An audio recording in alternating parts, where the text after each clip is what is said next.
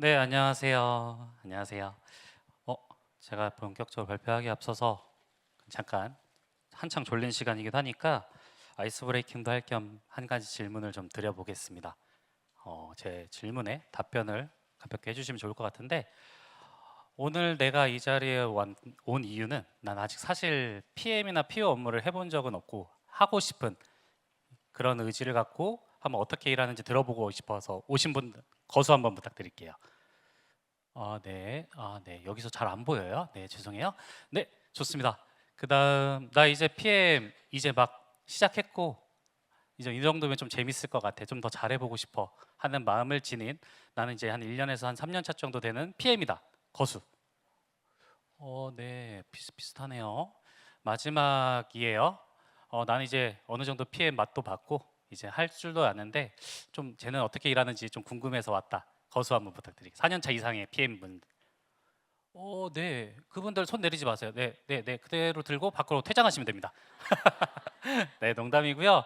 방금 제가 인트로에 말씀드린 것처럼 제 오늘 발표의 내용은 1년차, 3년차 주니어 PM분들이 어떻게 하면 좀 더 일을 잘할 수 있을지 고민하고 좀 더 그런 의지를 갖고 계신 분들한테 도움을 드리고자 제가 시니어이자 이제 10년 넘어가는 일을 함으로써 좀 더 잘할 수 있는 좀 도움이 되실 수 있는 부분들이 있지 않을까 몇 가지 좀 얘기를 드려보려고 이렇게 좀 준비를 해 보았습니다. 네, 다시 소개해 드리겠습니다. 안녕하세요. 주현우입니다. 네, 네. 네, 네. 맨 앞에 있는 분들 좀 자중해 주세요. 네, 저는 와드라고 하면 아무도 못 알아들으실 것 같아서 서비스명 캐치 테이블의 지금 비즈니스 서비스 즉 업주향 서비스의 총괄 프로덕트 오너를 담당하고 있고요. 이전에는 뭐 작성된 거 읽는 그대로 우영에서 배달의 민족에서 배달 시스템 프로덕트 오너, 소카에서 소카 부름이란 서비스팀 팀장 등을 하고 그 외에 뭐 여러 가지 회사들을 저를 키워주신 많은 회사들을 메이드바이라고 해서 표현을 해 보았습니다. 뭐 보시다시피 제가 대기업과 스타트업을 오가면서 일을 하고 있었고요. 진짜 제가 저렇게 일을 한 게 맞는지 간단히 주최 측을 PPL 하는 겸 렐릿이란 서비스를 한번 소개를 해드리려고 하는데 지금 주최 측인 인프런에서 렐릿이라는 채용 관련된 서비스를 제공을 하고 있고 관련해서 연동을 해보면 여러분들의 이력들이 간단하게 확인이 되실 수 있어요. 그래서 저도 앞에 소개하고 있는 이 내용들이 구라가 아님을 한 번 더 강조하기 위해서 간단하게 소개를 드려보고 있고요. 제가 그렇게 뭐 프로덕트를 뭐 어떤 회사를 다녔다가 중요하다기보다는 어떤 프로덕트를 담당했는지 간단하게 소개를 드리면 여러분들 최근에 런던 베이글 뮤지엄이라는 뭐 베이글 핫한 매장들 또 연돈이라는 제주도에 있는 돈가스집 또 부산에 가면 이재모 피자 등의 웨이팅이라는 서비스를 써보신 적 있을 거예요. 그 관련 프로덕트를 제가 2년 전에 최초로 론칭을 해서 현재 제 앞에 앉아 있는 친구들과 함께 만들어서 현재까지 운영을 하고 있고 그 전에는 이제 배달의 민족에서는 라이더 앱 관련해서 백단에 있는 플랫폼이라든지 뭐 배달료를 측정하는 시스템이라든지 배달 시간을 예측한다든지 이런 관련된 업무들을 해오고 있었습니다. 네. 자기소개를 무려 5분 동안 쓰고 있고요. 제가 오늘 사실 인정받는 법이라는 굉장히 자극적인 타이틀로 본 발표를 준비를 했습니다. 사실 제가 이렇게까지 뽑고 싶진 않았는데 제 발표 자료를 요즘 한창 유행인 챗GPT 4.5에게 넣고 신문 제목처럼 좀 자극적으로 뽑아달라고 했더니 요딴 식으로 뽑아놨어요. 네, 요딴 식으로 뽑아놨는데 근데 가만히 생각을 해보니까 제가 하려는 말이 사실 다 녹여져 있는 것 같아서 간단하게 풀이를 해보면 기획자, PM, PO 이미 여기서부터 세 부류로 갈리죠. 나는 과연 뭘 하는 사람일까? 어떤 사람을 할까? 이런 일을 하는 어떤 일을 나는 하는 사람이지? 역할 규정이 생각보다 쉽지는 않은 것 같아요. 쉽지 않은 거에 대해서 한번 정의를 가벼롭게 제가 지금까지 다녔던 회사들을 기반으로 설명을 드리려고 하고요. 두 번째로 누구에게나는 PM은 사실 혼자서 일할 수는 없습니다. 네, 다들 아시겠죠? 저희는 디자이너, 뭐 개발자, 그리고 QA 분들, 또 심지어는 뭐 경영진들, 뭐 비즈니스 디벨로퍼들이랑 같이 일을 하게 되는데 그런 것들에 있어서 누구에게나라는 것들은 좀 중요한 포인트인 것 같아 같이 얘기를 해보려고 하고요. 마지막이 핵심이겠죠. 그래서 일을 잘한다 인정받기보다는 이들과 어떻게 하면 협업을 잘 하면서 내가 이 일을 계속적으로 오랫동안 할 수 있을지들을 고민하고 그런 방법론들 제가 인지하고 있는 주니어들에게 좀 득이 될 만한 방법론들 몇 가지를 좀 소개해 보려고 합니다. 네, 네.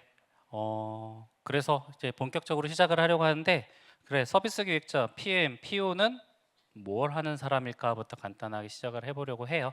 네, 또 사람들이 또 많이 계신데 제가 설문조사 시즌 2를 준비했습니다. 자, 나는 부모님에게 내가 하고 있는 일을 정확히 어떤 일이라 설명할 수 있는 분 손? 네, 네, 네, 안 보여요. 네, 한 분도 없어요. 네, 한 분도 없어요. 네, 개발자분이 손을 들고 계셔서 당황했는데 정말 어려워요. 저희가 어떤 일을 하는지 소개하는 게 되게 어렵고, 전 심지어 캐치 테이블에서 PM하고 있어요, 부모님 이렇게 말씀드렸더니 뭐 가구 회사에서 뭐 만드는 거냐라고 얘기하기도 하셔서 좀 당황스럽긴 한데, 그래서 저희가 사실 어떤 일을 하는지에 대해서 설명드리는 게 생각보다 어렵고, 그걸 반대로 생각을 해보면 심지어 회사에서도 우리가 어떤 일을 하는 사람인지 명확하게 규정 내리기를 좀 힘들어하고 있는 상황입니다. 그래서 제가 생각했을 때 지금까지 많은 회사들을 다니면서 뭐 서비스 기획자, PM, PO라고 많은 용어들을 칭하고 있는데, 그 용어에 빠지지 않고 제 나름대로 어떻게 일을 하는지, 이 회사에서 나에게 원하는 역할이 무엇인지를 좀 간단하게 소개를 해보고 좀 규정을 내리고 하려 합니다. 네, 이 투는 또 막간을 PPL 시즌 2를 또 해보면 여러분들이 알고 계시는 분도 많이 계시겠지만 카카라는 지금 인스타그램에 인스타 톤을 올려주시는 분이 계세요. 그래서 그분께 직접 허락을 구하고 무려 한 14장 정도 사용한 짤인데 굉장히 많은 것들을 좀 공감할 수 있도록 그리고 있어서 여러분들도 시간이 되면 한번 같이 구독하고 즐겨주시면 좋겠습니다. 참고로 돈 한 푼도 받지는 않았습니다. 네, 그래서 제가 처음으로 시작을 하려고 하는 이야기는, 제가 그래서 서비스 기획자, PM, PO를 어떻게 나눠야 돼? 이게 뭐야? 라고 얘기를 했을 때 여러분들이 아마 입사를 하실 때 난 서비스 기획이라는 걸 하러 왔어요. 저는 프로덕트 매니저를 하러 왔어요. 전 프로덕트 오너를 하러 왔어요. 라고 용어들을 굉장히 많은 회사들이 잡 디스크리션에 쓰고 있습니다. 그럼에도 불구하고 실제로 회사에 들어갔는데 나 이런 일 하는 사람 아닌데? 나 이런 일 하려고 온 거 아닌데 왜 나 이런 일을 하고 있지? 나 왜 이렇게 일을 하고 있고 난 회사에는 나한테 뭘 바라는 거지? 하면서 혼선을 겪는 사람들이 생각보다 많이 있습니다. 특히나 최근에 이제 트렌드는 프로덕트 오너, PO라고 많이 칭하죠.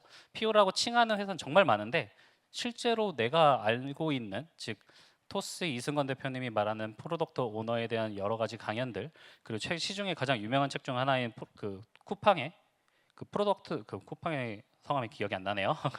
그 쿠팡에서 저 PO 프로덕트 오너를 하고 계신 분께서 작성하신 그 책들에 보면 PO에 대한 굉장히 많은 이야기들을 하고 있고, PO에 대한 어떻게 보면 미신 같이 그런 많은 것들, 뭐 미니 CEO다 이런 표현들을 많이 하고 있어서 이 회사에 나는 PO인 줄 알고 갔는데 실질적으로 하는 일은 그런 일이 아니야.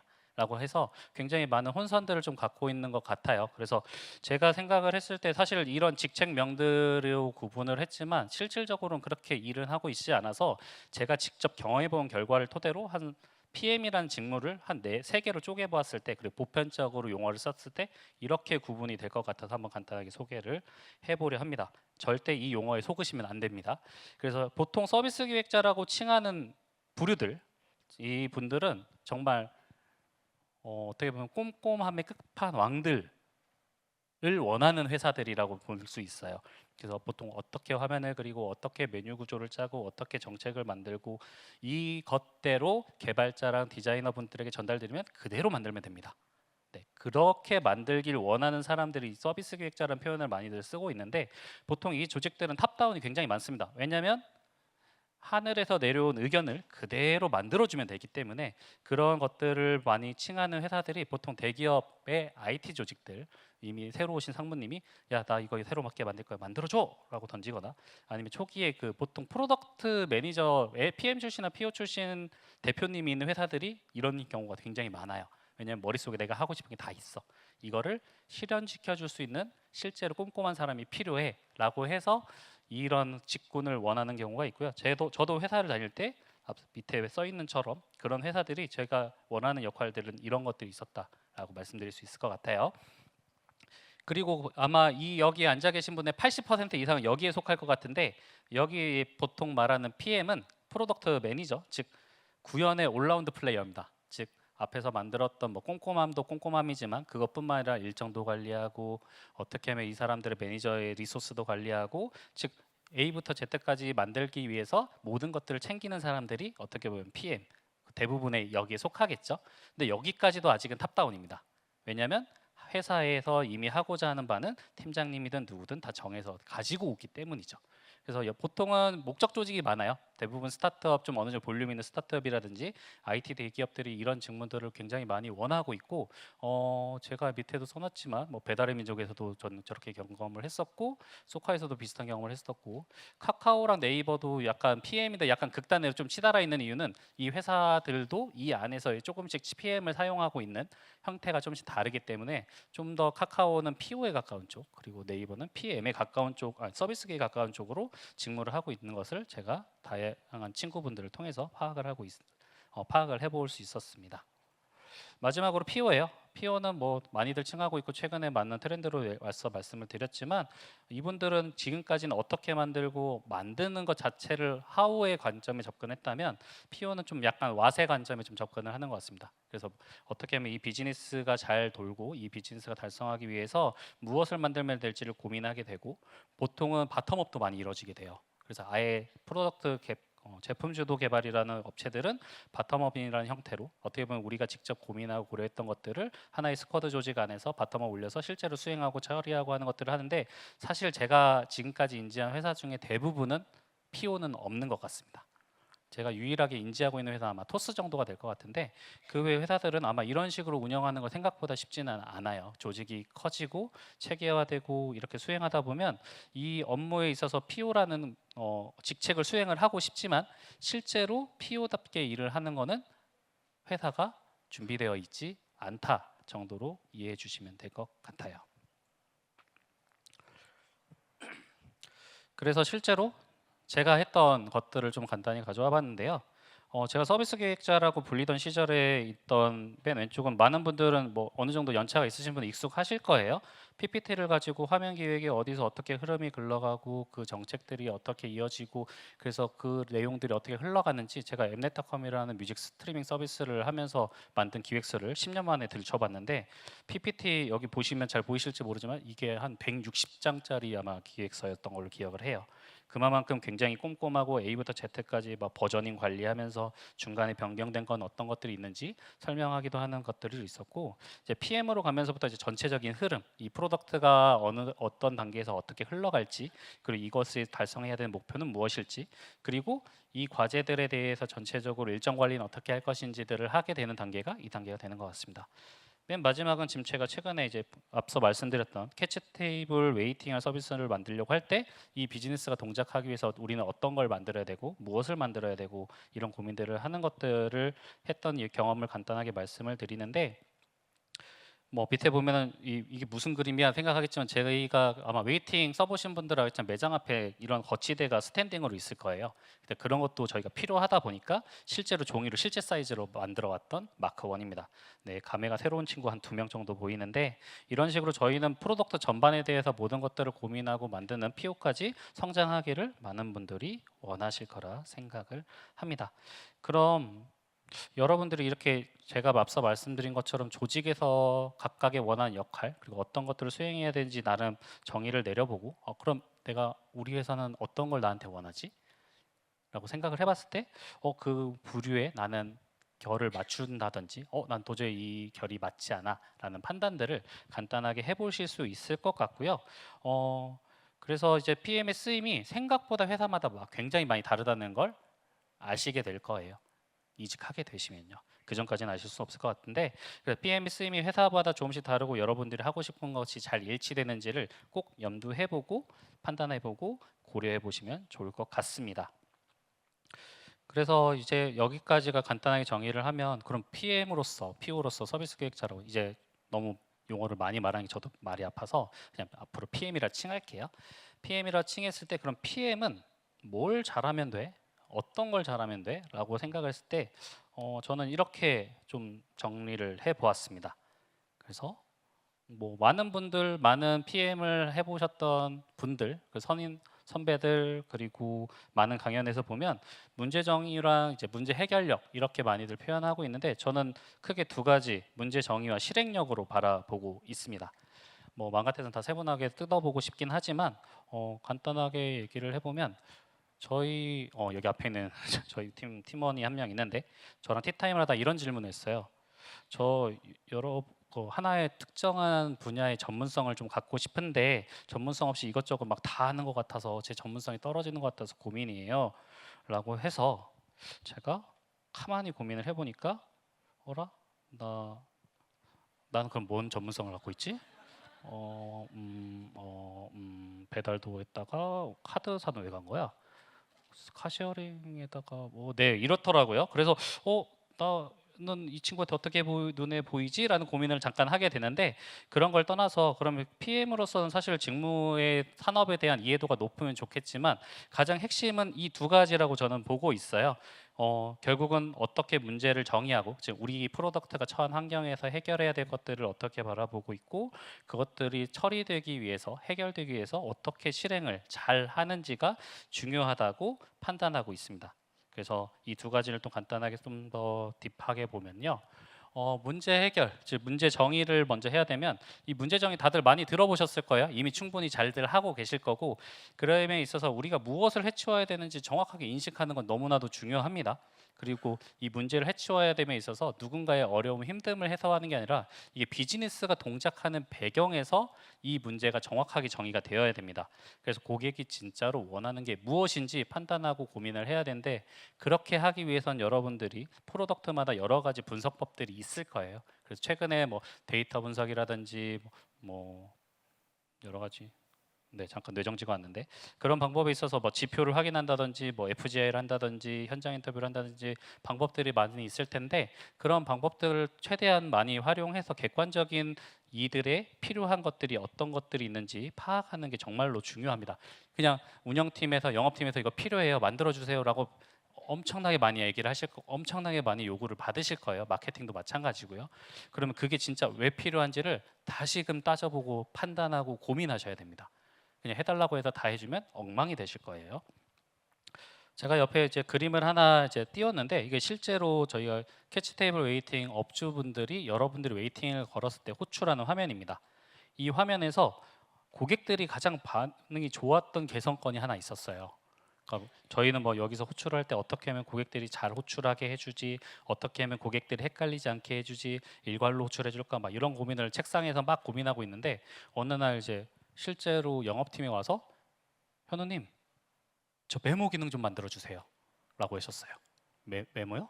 메모가 그렇게 중요한가요? 그랬더니 메모를 원하는 매장이 얼마나 되는데 근데 메모를 원하는 매장이 굉장히 그 당시에 많았어요. 그래서 이게 왜 필요하지 해서 현장에 있던 의견들을 들어봤는데 실제 매장에 있는 상황들이 급변하고 많이 변하고 있는데 그 상황에서 모든 그 고객들에 대한 정보가 캐치되지 않으면 이들을 관리하는 데 굉장히 어렵다는 사실을 알았고 저희는 메모가 그렇게 중요해요? 라고 반문하던 찰나에 이거를 내놓고 나서 고객들의 반응이 제일 좋았다는 것을 뒤늦게 깨달을 수 있었습니다. 즉 우리는 예술을 하는 사람이 아니에요. 즉 고객들이 원하는 것들을 만들어내고 그것들이 비즈니스가 동작하게 만드는 게 가장 중요하다는 걸 다시 한번 문제 정의하신 단계부터 잘 해주셨으면 좋겠습니다. 그 다음은 이제 핵심은 실행력이겠죠. 실컷 잘 정의해놓고 잘 실행을 하지 못하면 여러분들이 실컷 고민했던 것들, 정의했던 것들이 잘 수행되지 못함으로써 굉장히 오히려 프로덕트 결과물이 산으로 가는 경우도 굉장히 많이 보실 수 있어요. 그래서 우리는 이 문제를 어떻게 해결할 건지에 대한 상황을 명확하게 판단을 해야 됩니다. 왜냐하면 저희의 리소스는 항상 부족합니다. 어느 회사를 가더라도 어떤 기업을 가더라도 어떤 조직을 가더라도 항상 사람이 부족합니다. 네, 뭐 이미 익숙하실 거예요. 그래서 주어진 환경에서 우리가 진짜 할 수 있는 것들이 무엇이 있는지 그리고 그 리소스가 어떻게 관리되는 건지 진단하고 판단하는 걸 꾸준하게 고민하셔야 됩니다. 제가 왼쪽에 보이고 있는 저희 실제 3분기예요.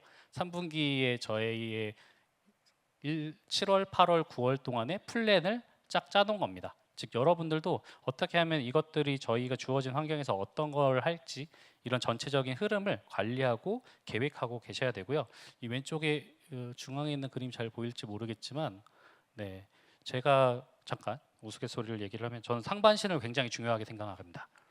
네, 앞에서 잠깐 웃고 있는 친구들이 있는데 상반신이라는 건 여러분들이 다쳤을 때 손과 머리만 있으면 우리는 코딩할 수 있고 디자인할 수 있고 기획할 수 있기 때문에 아무리 다치더라도 하반신 말고 상반신은 꼭 지켜라라고 했더니 저희 팀원들이 항상 상반신 상반신 지키라고 서로 얘기하고 있는 아주 훈훈한 광경을 볼 수 있고요. 그리고 이것들이 이제 앞에서 말씀드린 것처럼 판단이 어느 정도 끝나면 결국 우리는 이걸 만드는 건 저희 혼자가 아니라는 거 당연히 잘 알고 계시죠. 동료들과 어떻게 해결할지 협의하고 일정을 확정지어야 됩니다. 그래서 이러한 환경에서 우리가 함께 하고 있는 사람들에 대한 리소스 상황이라든지 그런 것들, 그리고 이 친구에 대한 전반적인 퍼포먼스라든지 이런 모든 것들을 고려할 줄도 알아야 결국 저희가 이러한 일들을 수월하게 하는데 좀 집중할 수 있지 않을까라고 간단하게 언급드려 보고 있습니다. 그래서 이 다음에 이제 실컷 PM이 어떤 일을 잘해야 되고 어떤 거를 좋아하고 이런 이야기는 되게 많은 인터넷 강의라든지 뭐 많은 책들에서 읽어보셨겠지만, 제가 생각했을 때 실행의 관점, 즉 실행력의 관점에서 정말 중요한 방법론을 한 세 가지 정도 준비를 해봤어요. 첫 번째는 설득입니다. 네. 앞서서 역할이랑 수행을 어떤 걸 해야겠다라고 뭐 실컷 얘기를 하고 말씀을 드렸지만, 결국 가장 중요하고 PM이 힘든 포인트는 설득이에요. 가장 단편적인 예로 여러분들의 팀장님을 설득하는 거, 여러분들의 대표님을 설득하는 거, 그리고 여러분 주변의 개발자, 이거 왜 해야 돼요? 이거 왜 해야 돼요? 이거 왜 이렇게 고민했냐? 이런 질문들을 굉장히 많이 받으실 건데, 설득은 정말적으로 저희 PM들에게 필수 덕목입니다. 뭐 커뮤니케이션 역량이라도 많이 말하지만 커뮤니케이션 역량이라기보단 전 설득에 좀 더 맞는 표현인 것 같아요. 그래서 나중에는 정말 수많은 경우에 있어서 우리가 이거 누가 해요? 이거 왜 해요? 뭐 어떤 걸 해야 돼요? 라는 질문을 받았을 때 이런 것들을 꼭 잘 설득을 해야 저희가 하고 있는 그 윗분에 대한 것들을 잘 판단하고 설득시켜서 이걸 할 수 있게 결국 토대를 마련하고, 같이 일하는 분들과 함께 일할 수 있는 것들을, 이걸에 대한 목표를 잘 보여주면 진행해야 되는 게 가장 중요한 포인트라고 보고 있습니다. 그럼 설득의 포인트 뭐가 있을까요? 이거는 제가 실제로 근무를 했었던 우아한 형제들의 송파구에서 일을 더 잘하는 11가지 방법을 잠깐 발췌해 왔습니다. 여기 정말 많은 내용들이 있는데 제가 여기서 집중하고 싶은 포인트는 6번, 7번, 10번이에요. 6번에 있어서 6번의 보고는 팩트에 기반한다. 7번 일의 목적, 기관, 결과, 공유자를 고민하면서 일한다. 10번 모든 일의 궁극적인 목적은 고객 창출과 고객 만족이다. 그래서 저희가 여기서 이미 제가 설명을 하지 않더라도 배민에서는 이런 식으로 본인들이 어떻게 일을 더 잘할 수 있는지를 표명한 것처럼, 제가 생각했을 때 설득의 관점에서 이 세 가지가 굉장히 중요하다고 보고 있어요. 그래서 이 세 가지에 대해서 간단하게 또 설명을 좀 더 드려보면, 일단 처음으로 설득해야 되는 대상, 제가 앞서 말씀드린 것처럼 경영진과 상급자의 영역이 있을 거예요. 경영진과 상급자 같은 경우에는 정말 설득하기가 욕 나올 만큼 어렵습니다. 그리고 그분을 상대하는 게 제일 어려운 이유는 그분들의 직관과 상식을 상대해야 되기 때문입니다. 저희는 정말 많은 리뷰를 이러한 개발 리뷰, 기획 리뷰를 하기 위해서 정말 많은 노력을 하고, 이렇게 해야 돼요, 저렇게 해야 돼요, 엄청 많이 준비를 했음에도 불구하고 야 그거 별론데? 그럼 별로가 돼요. 네, 별로가 돼요. 왜 별로가 됐지? 나 이렇게 많이 고민했는데. 그리고 이렇게 막 열심히 설명을 하더라도 그들의 직관과 상식에 어긋나면 별로가 돼요. 네, 그만큼 굉장히 그 상대방에 있어서의 상사, 그리고 그 대표님들은 이 업에서 10년, 20년 등을 하신 분들이 굉장히 많으실 거예요. 그래서 그분들이 켜켜이 쌓였던 업력에 대해서 무시할 생각은 없지만, 그분들이 갖고 있는 그런 상식과 그 지식 수준을 이겨내는 건 정말 주니어 분들이 어려울 겁니다. 네, 그렇게 하기 위해서는 정말 많은 고민들을 하지만 결국 여기서부터는 정보력 싸움이 돼요. 직책자라든지 상급자라든지 경영진이 지금 회사의 상황이 어떻게 되고 있는지, 그들의 관심사는 무엇인지, 그래서 지금 회사가 어디에 집중을 하고 싶은지, 이런 것들을 잘 알아야 그런 포인트를 두고 설득하는 데 활용할 수가 있습니다. 그래서 제가 뭐 현황의 정확한 데이터, 고객의 목소리 청리는 뭐 당연한 건데, 뭐 한 가지 사례를 들면 저희가 뭔가 한 가지 기능을 개선을 하고 싶어요.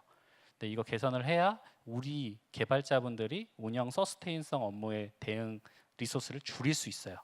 근데 대표님은 지금 온갖 관심이 저희 캐치테이블 앱에 개선하는 데 집중하고 있어요. 저희 리소스 여기 좀만 쓰고 싶은데 저기에 집중해야 되는데 왜 여기다 리소스를 써? 라고 얘기를 하시는 경우가 있어요. 그러면 저는 어떻게 하냐? 이걸 개선하면 저 앱의 사용성이 개선돼요 라는 논리를 만들어내기 시작합니다. 그래서 이거를 개선했을 때 저쪽이 개선되는 영향을 어떻게든 찾아내서 그걸 가지고 설득하려고 하고 있고, 아 그러네, 그걸 하는데 이걸 개선하는 게 필요하겠네 라는 생각을 하게 만드는 빌드업을 잘 하셔야 됩니다. 그리고 두 번째, 세 번째는 가끔 주니어 PM 분들, 저도 마찬가지지만 이제 쉽게 잘 빠지는 문제가, 내가 알고 있는 걸 많은 걸 알려주고 싶어, 내가 이렇게까지 많이 고민했는데 왜 내 마음을 몰라줘 하면서 막 설명해요. 하지만 그분들은 그걸 들을 시간이 없습니다. 그렇기 때문에 짧고 강렬하게 보고를 드려야 돼요. 이분들이 그러니까 내가 고민했던 포인트 중에 이걸 개선했을 때 이렇게 지표가 변할 거예요. 이렇게 경쟁사가 하고 있어서 저희도 이렇게 대응을 해야 돼요. 그리고 그 외에 궁금하신 포인트들이 계속 질문에 꼬리를 물게 할 거면 그런 것들은 다 어펜딕스로 옮겨두시면 됩니다. 네. 그래서 저희 지금 왼쪽에 보시면 저희 주니어 PM 분이 정리를 한 내용인데, 잘 못 알아보게 잘 불러 처리했어요. 네, 하나도 못 알아보겠죠. 네, 그래서 윗단에 보면은 진짜 우리가 해결하는 건 이거예요. 이거에 집중할 거고, 우리가 이걸 왜 채택했는지 이유를 써놨어요. 그리고 왼쪽에는 실제로 우리가 고민했던 케이스들, 경쟁사들은 이렇게 하고 있어서 우리는 이전에 이렇게 했고 앞으로는 이렇게 개선할 겁니다 라는 걸 원페이퍼로 정리를 하는 등, 이런 굉장한 보고를 위한 준비도 잘하고 있어요. 근데 보고를 위한 보고를 하는 것 때문에 스트레스를 많이 받을 수 있지만, 여기서 설득이 되지 않으면 다음 단계로 나가는 건 정말 어렵게 됩니다. 그렇기 때문에 이 보고가 어려움에도 불구하고 꼭 해내셔야 되는 부분이라고 생각을 하고 있고요. 그다음 세 번째는 주관식을 바라시면 안 됩니다. 네, 가급적 선택항을 제시하셔야 돼요. 저희가 이란 이한 사만이 있습니다. 이란 이한 사만은 왜 이렇게 고민했냐, 왜 이렇게 고민했냐, 왜 이렇게 고민했냐 해서 선택하실 수 있도록, 마치 너도 기획에 참여했어요 대표님 이런 뉘앙스를 줄 수 있게 선택항을 제시하시면 굉장히 설득하는 데 용이한 부분이라고 보고 있습니다. 네, 두 번째는 이제 우리랑 함께하는 메이커, 즉 개발자, 디자이너, QA 이런 분들과의 협업에 대해서, 설득에 대해서 얘기를 하려고 하는데, 저희는 뭐 앞서 얘기했던 문제 상황에 대해서 이제 해결하는 실행의 과정에 지금 접어들고 있잖아요. 가장 중요한 건 이걸 왜 하고 어떤 걸 해결하기 위해 하고 이걸 그래서 달성하려고 하는 목표가 무엇인지를 인지하게 하는 게 제일 중요하지만, 결국 여기서 가장 중요한 건 이분들도 함께 공유받고 참여하길 원한다는 겁니다. 안 그러면 저희는 SI에 불과하겠죠. 시스템 인테그레이션에 불과할 텐데, 디자이너 분들도 개발자 분들도 QA 분들도 함께 내가 이 프로덕트를 만들고 가고 있다는 인지를 할 수 있게 만들어 주려면 적어도 이 두 가지는 꼭 수행을 하셔야 됩니다. 잘 공유하고 잘 참여해야 됩니다. 그래서 공유라는 건 프로덕트의 상황, 즉 우리가 만들고 있고 우리가 계속적으로 함께 수행하고 있는 이 프로덕트가 어떻게 성장하고 있고 어떻게 진행되고 있고, 경영진과 PM들은 어떻게 판단하고 있는지, 그래서 나는 이 과제가 중요해서 이런 것들을 해결해 보려고 해요 라는 이야기들을 그냥 본인만 알고 있는 게 아니라 같이 만들고 계신 분들께 꾸준하게 공유를 하셔야 됩니다. 그리고 핵심은 참여입니다. 그러니까 저희가 보통 이제 PM분들이 많이 착각하는 게, 난 기획서가 100% 완벽해야 되고 꼼꼼하지 못하고 체크리스트에 놓쳐서 이런 것들을 잘 수행하지 못했어 라고 하면서 자책하시는 분들 계시는데, 자책할 이유 전혀 없고요. 오히려 가끔은 고민되고 결론 내리기가 어려운 부분들은 그냥 같이 논의해보자라고 그런 항목들을 놔두시는 것도 좋은 방법이에요. 저희가 백날 고민해봤자 개발자가 이거 되는데요, 디자이너 이거 이렇게 하면 될 거, 이거 다른 데에서 레퍼런스 해보니까 이렇게 돼요, 금방 풀 수 있어요 라고 쉽게 얘기하시는 경우들이 분명 있으셨을 거예요. 그렇기 때문에 꼭 저희 PM들이 다 수행하려고 노력하지 않으셔도 됩니다. 오히려 고민되고 좀 같이 얘기했으면 좋을 것 같은 포인트들은 기획서 내에서도 그냥 나 이거 고민하고 있어, 이거 같이 푸는 방법 논의해봤으면 좋겠어 라고 잘 써주고 같이 논의해 보시면 됩니다.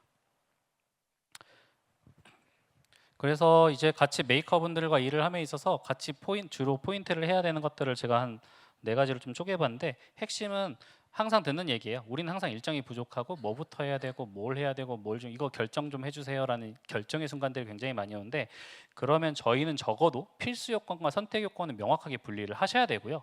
그리고 이것들이 어떻게 흘러가는지, 그리고 어떤 개념을 띠고 있는지 플로우라든지 개념도 정도는 꼭 정리를 해두셔야 됩니다. 그렇게 해야 모든 분들, 같이 만드는 사람들이 머릿속이 정리되고, 그런 걸 가지고 판단할 때도 본인들이 어떤 거에 우선순위를 두고 판단할지 고민하게 될 거라고 판단하고 있고요. 개발자들과 이제 함께 협업함에 있어서 설득함에 있어서 제일 중요한 거 백엔드가 뭐하고 프론트엔드가 뭐하고 앱이 뭐하고 이런 역할들에 대한 건 기본적으로 다 이해를 하실 텐데 저는 ERD는 꼭 파악하라고 말씀드리고 싶어요. 즉 데이터의 흐름, 데이터의 구조, 우리 DB에 어떻게 값들이 적재되어 있는지들은 알아야 저희가 이 데이터를 어디서 끄집어서 끌어오고 보여주고 그리고 이 데이터는 일로 가서 새롭게 적재되고 이런 구조들이 머릿속에 있어야 저희가 어떤 흐름으로 개발을 해야 되고 어떤 포인트들이 필요한지를 파악하실 수 있게 된다고 보고 있어요. 그래서 가급적 그리고 ERD를 잘 파악하고 계시면 데이터를 추출할 때도 굉장히 큰 도움이 될 수 있다고 저는 보고 있습니다. 그리고 디자이너분들은 디자이너분들에게 있어서 저희가 이미 이전에 어떻게 고민하고 있는지 지금은 뭐 모든 기획서를 다 화면에 그려드리지는 않고 있지만 적어도 내가 생각하고 있는 그림이 이런 게 있어요. 벤치마킹 대상은 이런 게 있어요. 그리고 내가 고려했던 대상들은 이런 정보를 이렇게 보여주는 것들을 저는 생각하고 있어요 라는 정보를 잘 흘려줘야 되고 QA분들 특히 QA분들 대응하실 때 쭉 뭐 대부분은 외주를 많이 두기도 하지만 QA분들이 주시는 의견이 되게 좋은 의견이 많아요. 그들은 진짜 고객 사이드에서 발생될 수 있는 모든 케이스들을 분석하기 때문에 그들이 실제로 하다가 이건 이렇게 개선된 게 좋지 않아요? 라는 얘기가 나왔을 때 의견을 잘 취합하는 게 굉장히 중요하다고 저는 보고 있습니다. 그래서 이렇게 함께 협업을 하는 과정까지 해서 이런 것들이 어느 정도 이루어지면 설득하는 데 좀 더 용이하다고 저는 보고 있고요. 첫 번째 설득이 끝나서 이제 잠깐만 9분밖에 안 남았네. 9분밖에 안 남았는데 아직도 두 개를 더 말씀드리려면 두 번째, 네 아실 거예요. 일정 정말 어렵습니다. 저 상황에 놓여지지 않으신 분이 없을 것 같은데요. 정말 일정은 저희가 너무 어려워요. 맨날 대표님 언제까지 되는데 한 3주 걸릴 것 같습니다. 왜 그게 3주 걸려? 그래 3주 걸려요. 뭐 그렇게 말씀드리면 막 일정 줄여, 빨리 만들어, 야 되는 방향에서 카드 코딩해 이런 얘기 되게 익숙하게 많이 들으셨을 것 같은데 일정은 정말 저희에게는 어려운 부분인 것 같아요. 뭐 일정으로 압박받지 않는 기획자, PM분들이 계시면 정말 축복받은 거고 대부분 사실 제가 이전에 일할 때 대기업들은 일정에 대한 압박을 잘 받진 않았어요. 스타트업들은 정말 일정에 대한 압박을 많이 받는데 일정에 대해서도 저희가 잘 관리를 해야 앞서 말씀드렸던 리소스 관리라든지 이런 부분들에 대한 전체적인 흐름이 아까 실컷 우리가 계획대로 테트리스를 짰었잖아요. 그게 틀어지면 또 다시 짜야 되잖아요. 또 그럼 리소스가 계속 반복적으로 저희 고민하고 검토해야 되기 때문에 일정을 짜는 건 정말 중요하다고 저는 보고 있어요. 그래서 일정 조율 진짜 어려운데 일정은 항상 부족하고 우리는 미리 검토하고 조정도 미리 해야 된다고 보고 있어요. 그래서 일정을 판단하는 건 크게 세 꼭지, 즉 시계열로 분석했던 한 세 가지 꼭지로 나뉠 수 있을 것 같은데 최초로 예측을 잘하면 사실은 모두가 행복하겠죠. 하지만 우리의 예측대로 되는 건 하나도 없고요. 그리고 중간중간에 이 기획안을 통해서 제가 예측했던 안대로 기획안은 뿅 하고 만들었을 때 진짜 저 이 일정대로 하고 싶은데 이 일정대로 될까요? 안 됩니다. 네, 안 되는군요. 그럼 그 순간에 일정을 조정하고 확장하는 단계가 있을 거고 분명 구현하는 단계에 예상치 못했던 옆에 사이드 이펙트들이 빵빵 터지고 계시는 걸 PM들은 자주 겪으실 텐데 그때 그럼 우리는 어떻게 조정을 해나가지? 그것들이 다 끝나야 결국은 배포까지 이루어질 것 같습니다. 그래서 이 세 가지를 좀 간단히 뜯어보면 첫 번째 최초 예측입니다. 최초 예측은 결국 비즈니스 목표와 문제 해결 정도를 어느 정도로 할 건지에 대한 목표 시점을 정하기 위해 하는 거라고 봐주시면 돼요. 반대로 대부분의 비즈니스 과제들, 즉 사업부의 과제들은 이미 일정이 박혀서 내려오죠.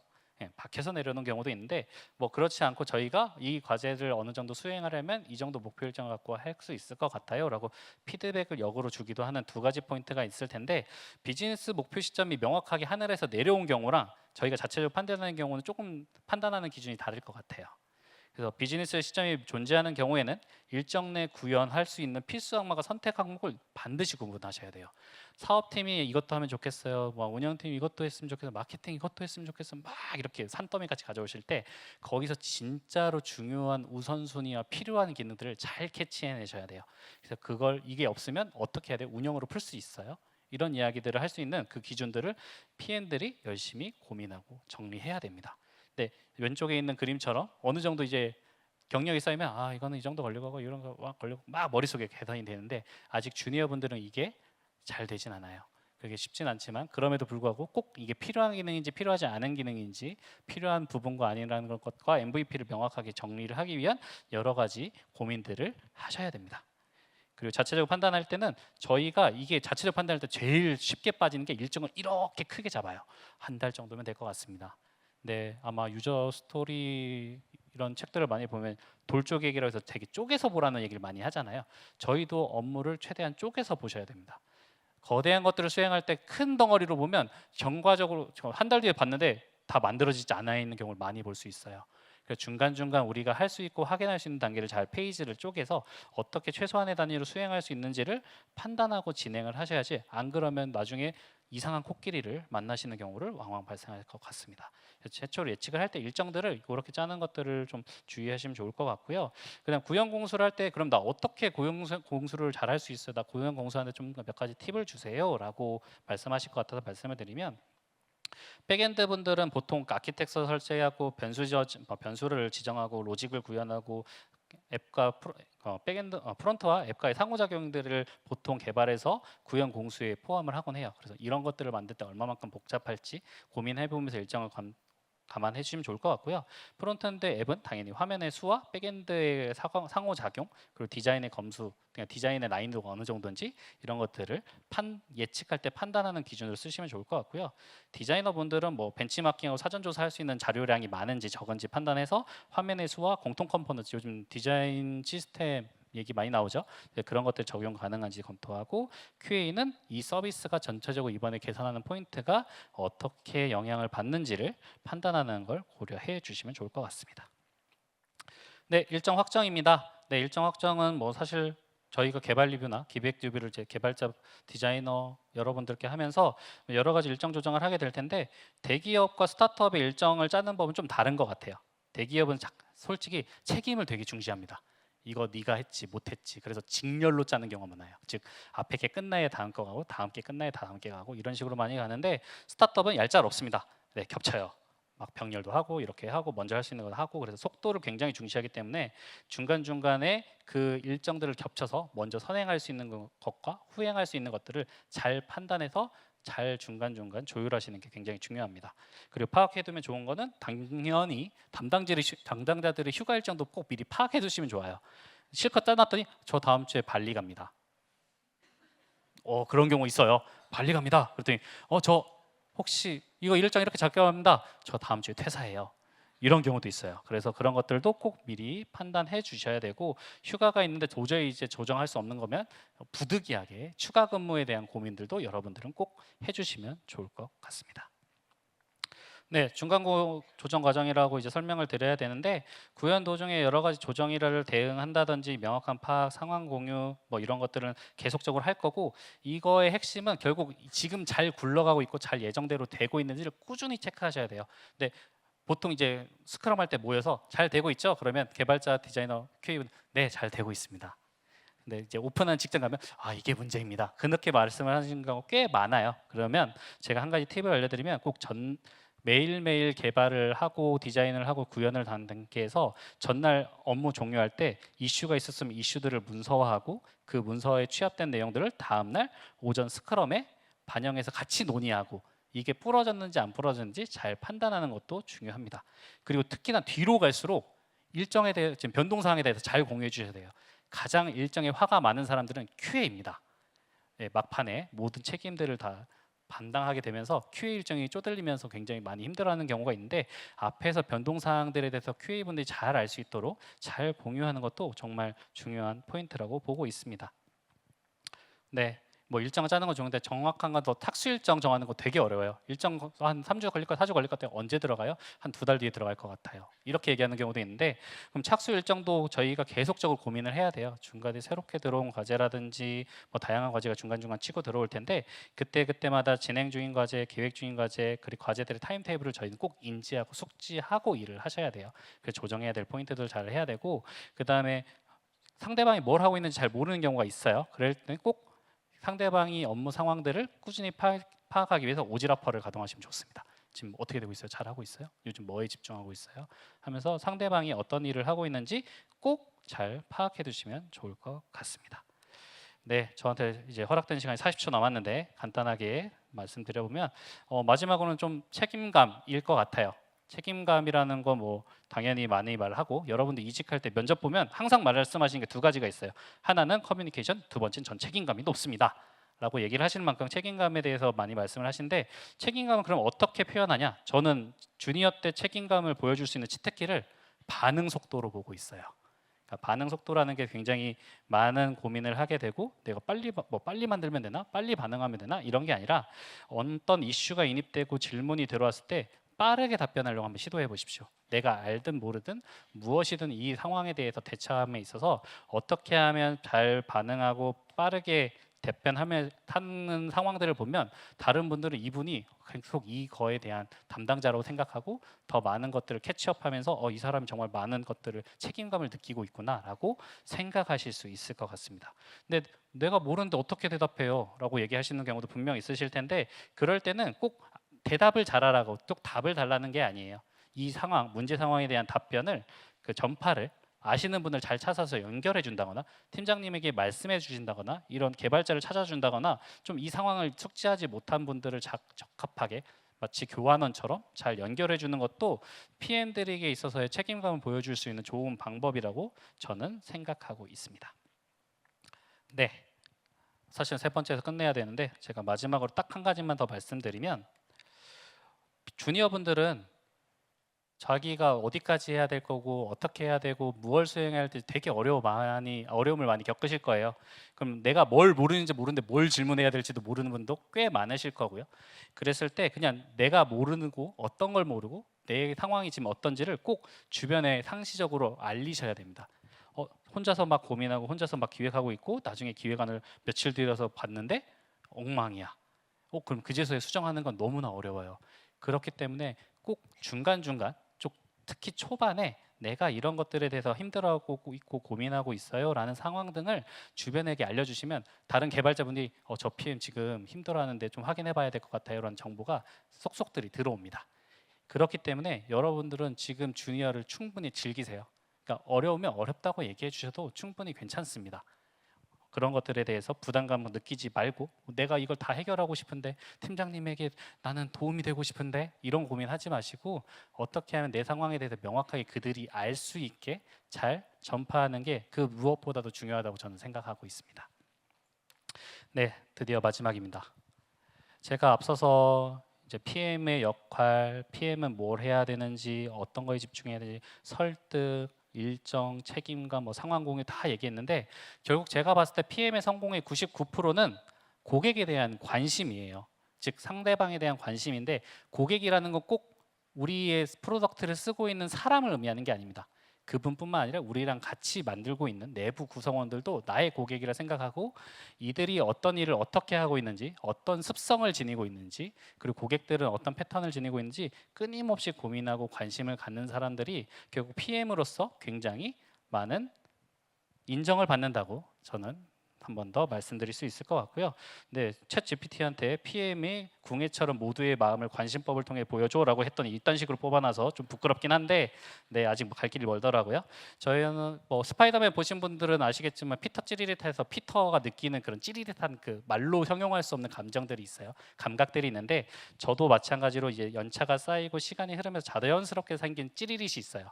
근데 이게 여러분들이 고민하고 노력하는 단계가 올라가면 올라갈수록 이 찌릿이 자연스럽게 생길 거고 우리 이렇게 오늘 또 어디선가 누군가를 설득하고 더 나은 프로덕트 개선을 위해 고민하고 있는 PM분들을 응원하겠습니다.